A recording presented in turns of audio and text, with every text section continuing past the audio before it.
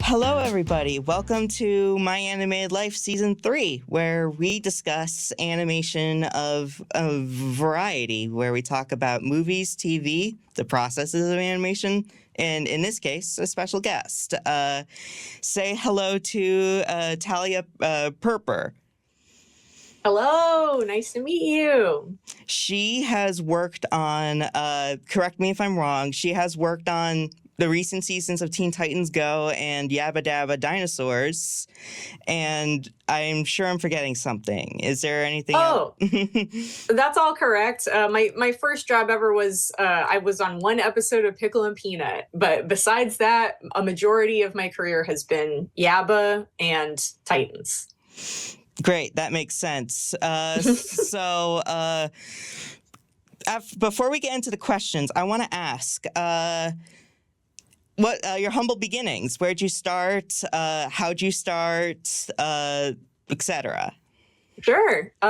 So I guess I'll start at college. So I went to Boston University for film and TV because I was interested in animation, and I had been investigating different art schools in high school, and I guess ultimately I decided that I already had some skills in creative writing, and I wanted to get a foundation on story because I knew that a lot of the art schools that were pitching to me were like, oh, they were more focused on the technical side of things, of art. And some of the stuff that they were pitching as like, oh, this is what our curriculum is, was very like experimental, or like it was more like fine art. And I was really interested in like the structure of storytelling and like how to work that into a business mindset. So I went to Boston University in the last semester of my senior year. I did an LA internship program where they ship you out to LA and you basically do a boot camp of like, okay, you go to internships during the day as like a part-time job. And then at night you drive back and take classes on like the business of Hollywood and like, film analysis and stuff like that. That sounds a lot similar to our program where the applications just opened up semester in LA. So it sounds pretty similar. Yeah, it was a great experience. I think it's tough because Boston University doesn't really have that robust of an animation program, at least when I was going there. Maybe it's expanded since the last time I went, but a lot of what I learned was about like the business of Hollywood in general, mostly applying to live action stuff. So like all of my student films were live action. A lot of the classes that I took were about live action pipelines and stuff like that. But a lot of those things can also apply to animation, just in a different capacity. So I was specifically interested in animation. And when I finished college, I moved out here with my then boyfriend, now husband. And the two of us were like the two people we knew who were like interested in this lifestyle. So we moved out together. I got a part-time job. I took classes on the side online through Rad Seacrest, who is like an awesome story guy, like director. He was like the showrunner of Kipo and the Age of the Wonder Beasts later on. Yeah, I know who you're talking about. Sorry to interject. I had Chris Amick on his podcast, and he did like I asked a question about his teaching and everything, and that was a thing we talked about. Rad Seacrest's Project City. Yes. Yeah, that's another great way to like get into animation if you want. It's a website. Ton of courses there. I took some writing courses, and it sounds like great. You took some courses there too. I did. I mean, this was before it was called Project City. It was called Rad's How-To School. And I'm so excited about the fact that he's expanded it into this like massive website, which is awesome. So at the time, Rad was just the one teacher, and I took his figure drawing for storyboarding class and storyboarding. And from the beginning of the class, I was doing art through high school, but like very, casually. I would do my own comics and stuff and share it with my friends, but I wasn't like putting a ton of stuff up online or like, so from the beginning of the class to the end of the class, I improved massively, and I feel like it unlocked a lot of things that I didn't understand before. So like taking those a la carte classes really helped me, because I remember my parents were like, are you sure you don't want to go to art school if you're like struggling to find a job in animation? And I was like, I feel like it's more important to be in the town where the people are who are hiring, and to like, see on a ground level like who is hiring, what do I need to know, like people skill wise, to like get where I need to be, like be around your peers. So like if I had gone back to an art school to like gestate for 4 more years or whatever, then it would have taken me out of that zone.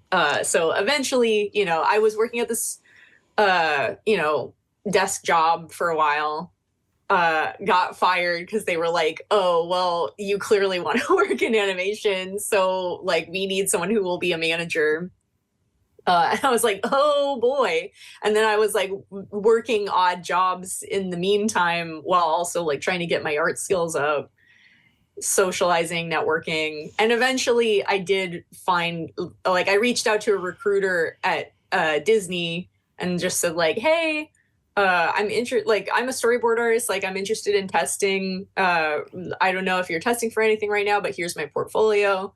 And then they hit me back and said like, oh, we're actually testing for Pickle and Peanut. And so I took a test. And for those who don't know, like a storyboard test is like, it is like a prompt that you're given that's like, oh, here's if it's a board driven show, it's an outline. If it's a script driven show, it's like 1 to 2, and like between 1 and 2 pages of script that you're given to visualize over the course of a week, and then you deliver it, and it's supposed to be like a sample of your work that says like, oh, this person is clearly thinking in the sensibility of the show.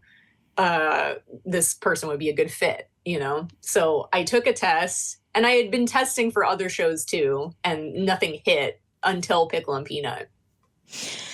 And so I started working there, and I met a ton of really talented people there. It was a really fun experience with nice people.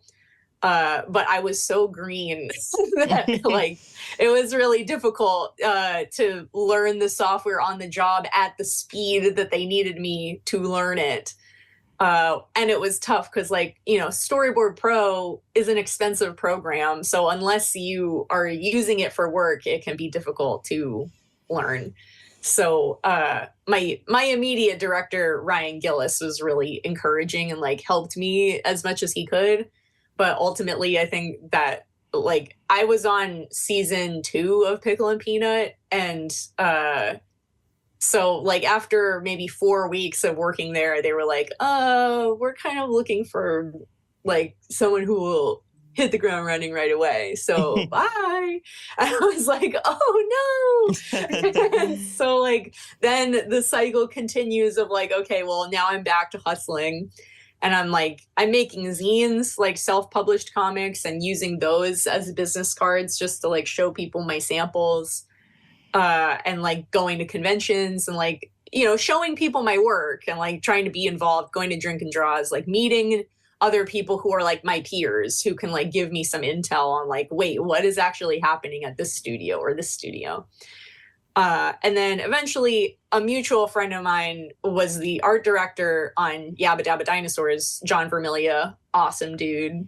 And I was just like, I gave him a zine and I was just chatting with him about the industry and such. And he was like, oh, and you could like hear the gears in his head turning of like, oh, I'm on a show that's just starting.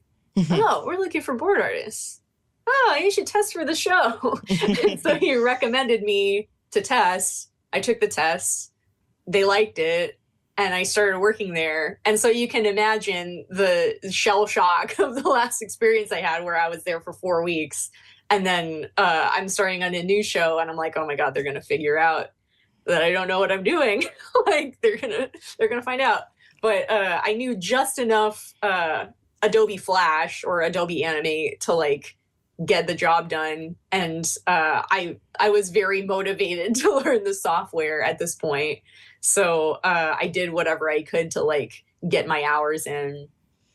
And they really it was like the complete opposite of Pickle and Peanut, where like they really loved my stuff right away. And I was like, are you sure? Like, so then after maybe like I forget if it was like 7 or 9 months that I was boarding, like storyboarding. And up until that point, I thought like, oh, you start as a revisionist. Like that's the entry level thing, right? Is that you're like doing notes on other people's boards first.